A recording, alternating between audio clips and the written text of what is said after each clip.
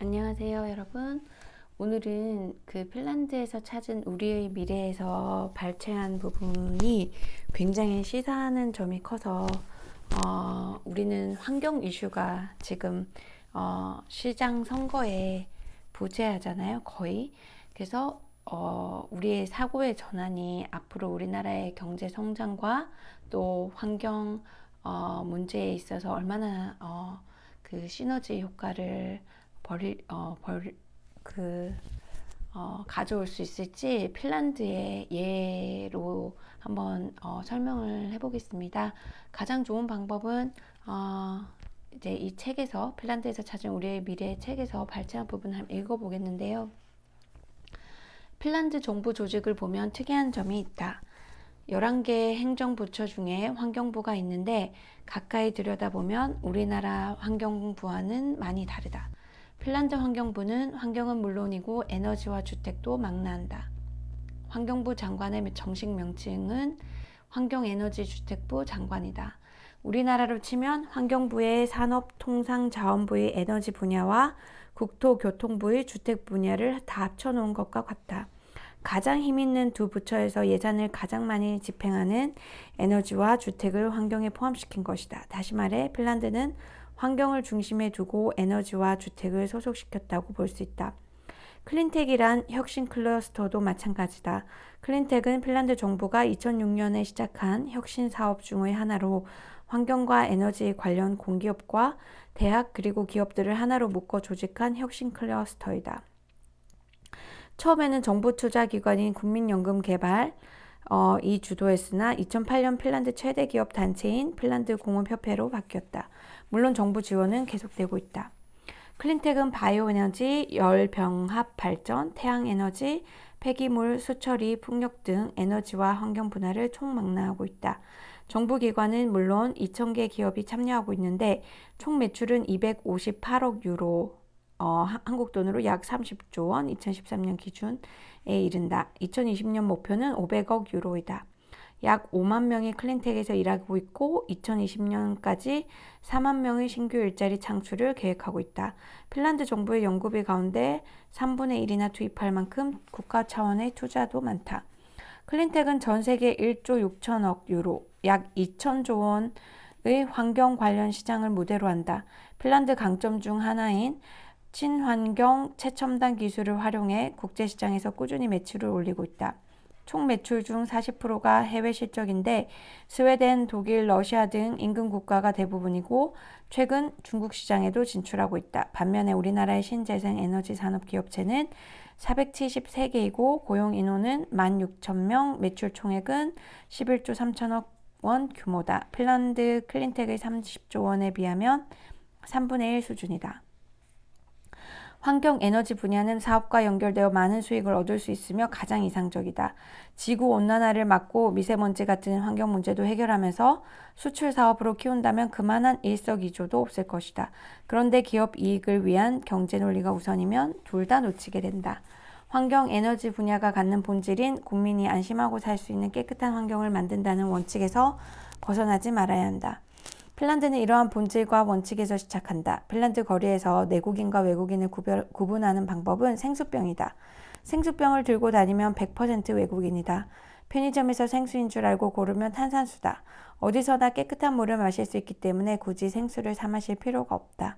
수도꼭지를 틀기만 하면 된다.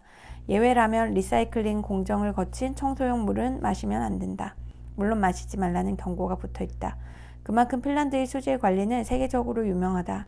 원래 깨끗한 나라라서 그럴 것이라고 말할 수 있겠지만 그들도 도시에 모여 살아 환경오염이 생길 수밖에 없다.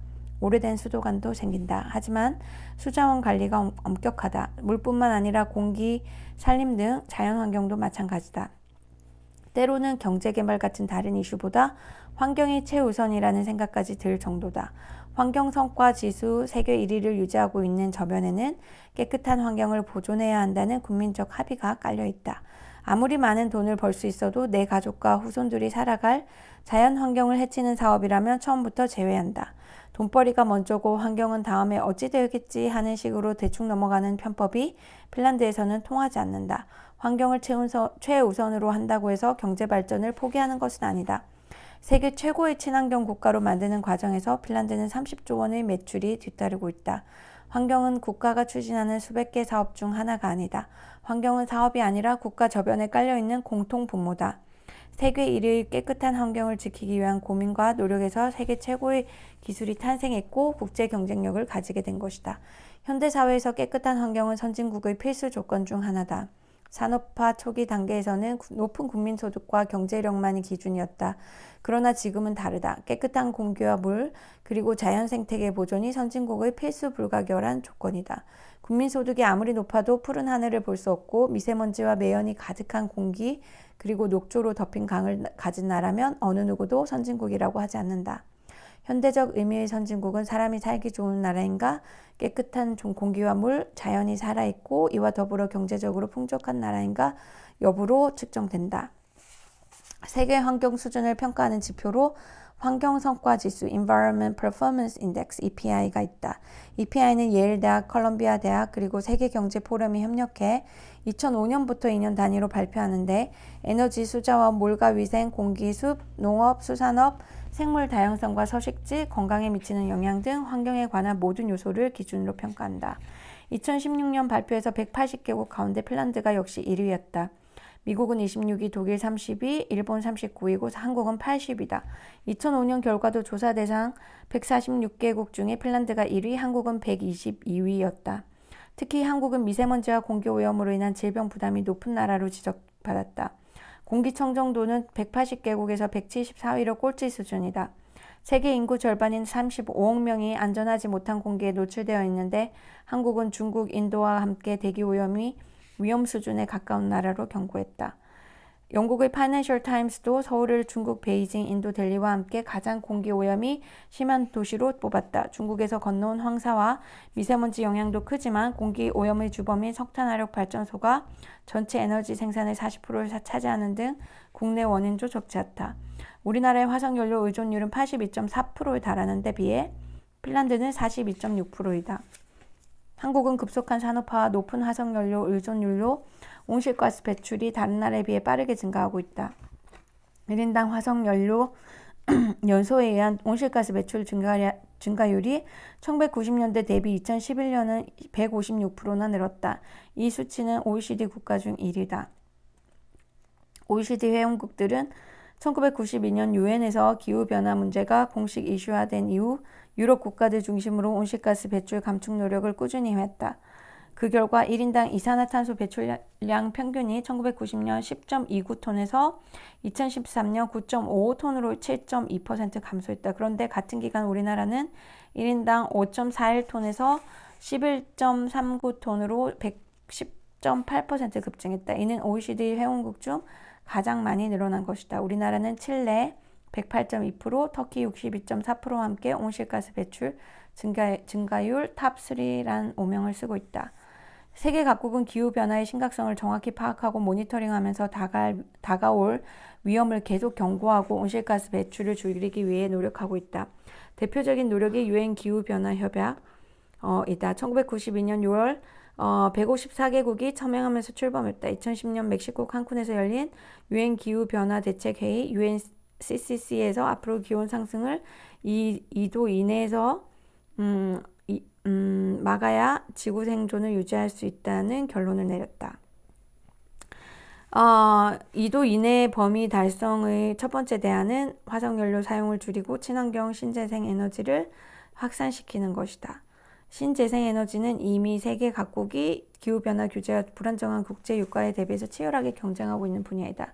유럽연합은 20여 년 전부터 신재생 에너지 의무 할당제, RPS, 세제 혜택 등 다양한 정책을 시행하며 선도하고 있다. 교토 의정서는 물론이고 2000년에는 유럽 기후변화 프로그램 ECCP를 만들어 온실가스 절감에도 유럽이 앞장서왔다. 유럽은 중국, 미국에 이어 세계 3위 온실가스 배출권이지만 적극적으로 노력으로 꾸준히 감소하고 있다. 2013년 유럽 온실가스 배출량은 1990년 대비 21.2%나 감소했다. 교토 유정서의 감축 목표를 초과 달성한 수치다. 유럽연합은 앞으로도 1990년 대비 온실가스 발생을 최소 40% 줄이는 방법으로 신재생 에너지 생산을 27%로 올리겠다는 목표도 세웠다. 신재생 에너지는 8개 재생에너지, 태양열, 태양광 발전, 바이오매스, 풍력, 수력, 지열, 해양에너지, 폐기물 에너지와 세계 신에너지, 연료전지, 석탄 액화가스와 수소에너지 등 총 11개 분야가 있다. 핀란드는 유럽연합 28개 국가들 중에서 기후변화 대응 모범 국가로 뽑히고 있다. 온실가스 배출은 1990년 대비 2005년에는 22.4% 감축했고 신재생 에너지 사용은 유럽연합이 정했던 목표치를 초과 달성했다. 유럽연합이 2009년 기후에너지 패키지에서 제시한 2020년 핀란드 신재생 에너지 사용 목표치는 38%다. 그런데 핀란드는 이를 6년 앞당겨 2014년에 38.7%를 달성했다. 2015년에는 핀란드 국가 전체 에너지 소비량 중 신재생 에너지가 39.3%를 차지했다. 2020년 목표도 49%로 상향 조정했다. 이에 반해 대한민국은 2015년 4.5%였고 2020년 목표 5.0%, 2035년 목표가 11.0%다. 2015년 기준 OECD 35개국 중 35위로 꼴찌였다. 핀란드 39.3%와 한국의 4.5% 격차는 매우 컸다. 그뿐 아니다. 2035년 목표치의 11%도 핀란드의 2012년 34.4%에 한참 못 미친다. 2035년 목표치마저도 OECD 꼴찌를 예약한 것이다. 게다가 11% 목표치 달성 시기 또한 2030년에서 2035년으로 5년 더 늦추었다. 2030년 목표도 9.7%로 하향 조정했다. 2008년 이후 매년 1조 원에서 8천억 원이라는 돈을 신재생 에너지에 쏟아부으면서 조정한 수치다. 핀란드는 조기 달성하고 상향 조정하는 데 반해 한국은 늦추고 하향 조정했다. 한국이 핀란드보다 신재생 에너지를 활용하지 않아도 될 만큼 환경 우등 국가가 아니다. 환경성과 지수는 핀란드 1위, 한국은 80이다. 더구나 한국의 대기오염은 180개국에서 174위로 위험 수준이다. 미세먼지 발생 주범으로 지목받고 있는 화석연료 감축과 신재생 에너지로의 전환은 핀란드보다 훨씬 더 시급한 우리이다. 그럼에도 미래 목표치마저 낮추니 국가 주요 정책이 거꾸로 가는 듯하다. 한국 정부가 기후변화에 대해 무관심하거나 투자를 게을리해온 것은 아니다. 국내 기후변화 대책을 논의하기 시작한 것은 20여 년 전부터다. 교토의정서 채택 이후 1999년에 기후변화대책위원회를 설치, 2003년에 마스터플랜을 세웠고 2010년 저탄소 녹색성장 기본법을 제정했다. 국가 차원의 연구비도 2008년 1,872억 원에서 2013년 7,506억 원으로 해를 거듭하며 증액했다. 자금 투자 역시 1988년 대체에너지 개발 촉진법이 시행된 이후 2012년까지 1조 7,500억 원이 투입되었다. 2008년 8월에는 2030년까지 111조 원을 투자하겠다고 공표한 바도 있다. 적지 않은 투자가 이루어졌지만 현재의 4.5%는 핀란드의 39.3%와 비교하면 낯뜨거울 정도로 참담하다. 미래 목표 역시 초라하다. 왜 이런 현상이 생기는 것일까? 이 현상에 대해서 또 뒤에 내용이 나옵니다. 굉장히 좀 비효율적이고 구조적인 문제점이 있었는데요. 그 부분은 따로 제가 왜 우리는 이렇게 꽤 많은 투자가 이루어졌지만 이렇게 참담한 결과를 갖게 됐는지, 그리고 미세먼지 천국이 됐는지, 그거는 다음 방송 2편에 다시 하도록 하겠습니다. 감사합니다.